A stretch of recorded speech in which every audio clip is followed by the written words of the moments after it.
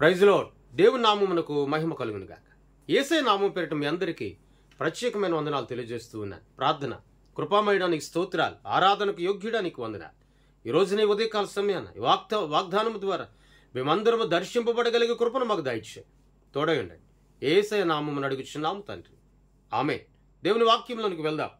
103వ కీర్తన 13వ వచనాన్ని చదువుకుందాం. తండ్రి తన కుమారుల జాలిపడినట్లు యెహోవా తన యందు భయభక్తులు గల వారి ఎడల జాలిపడును. తండ్రి తన కుమారుల ఎడల జాలిపడును. తండ్రి తన కుమారుడు వల్ల ప్రేమ చూపినట్లు, తండ్రి తన కుమారుల ఎడల కనికరము చూపినట్లు ఎవరైతే ఆయన యందు భయభక్తులు కలిగి జీవిస్తారో, ఎవరైతే వాక్యానుసారంగా నడిపించబడతారో, ఎవరైతే ప్రార్థనానుసారంగా నడిపించబడతారో వారి ఎడల ఆయన జాలి చూపును అంటున్నాడు. నిజమే, సర్వసాధారణంగా శరీర సంబంధమైనటువంటి తండ్రి కుమారుని పైన జాలి చూపించవచ్చు, చూపించలేకపోవచ్చు.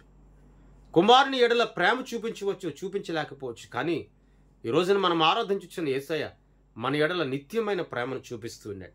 ఇర్మియా గ్రంథకర్త అంటాడు కదా, శాశ్వతమైన ప్రేమతో నిన్ను ప్రేమిస్తూ ఉన్నాను. నిజమే, ఆ ప్రేమ అనేది కడవరకు కూడా మనపైన నిలిచి ఉంటుందండి.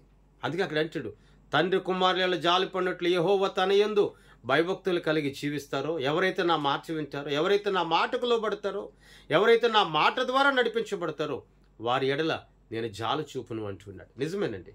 యోనా దేవుని మాట మొదటి మారు వినకపోయినా ఎప్పుడైతే ఆ ఓడ అడుగు భాగంలో నిద్రపోతున్న సమయంలో ఓడ నాయకుడు వెళ్ళి అతను పిలిచి తట్టి ఉన్నాడో ఆ క్షణాన్ని దేవుని యొద్దకు వచ్చాడు.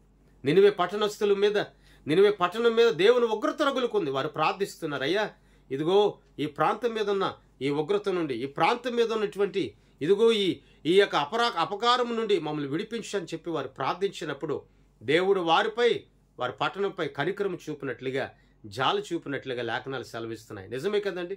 నువ్వు ఆయన యొద్దకు వచ్చినప్పుడు, ఆయన మాట విన్నప్పుడు, ఆయనకు లోబడినప్పుడు బలమైన కార్యం జరుగుతుంది. ఈరోజు నేను వింటున్నాను, లోబడుతున్నానని ఆలోచన ఇలా ఉంది. లేదు, కానీ నా దేవుడు సెలవిస్తున్నాడు. నువ్వు ఆయన యొద్దకు వచ్చినప్పుడు, ఆయనపై నువ్వు ఆధారపడితే సర్వసమృద్ధి నా దేవుని కృప ద్వారా నువ్వు అనుభవిస్తా.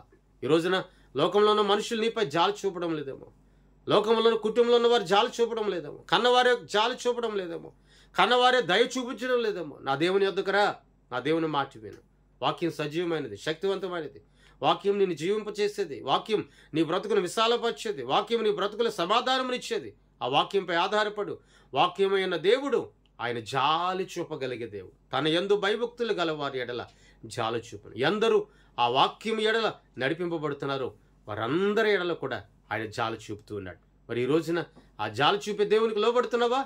ఒకవేళ ఆ జాలి చూపే దేవునికి నువ్వు లోబడకపోతే ఈనాడు ఈ దినమందు దేవుని యొద్దకు రా, దేవుడు నిన్ను దర్శిస్తాడు. ప్రార్థన.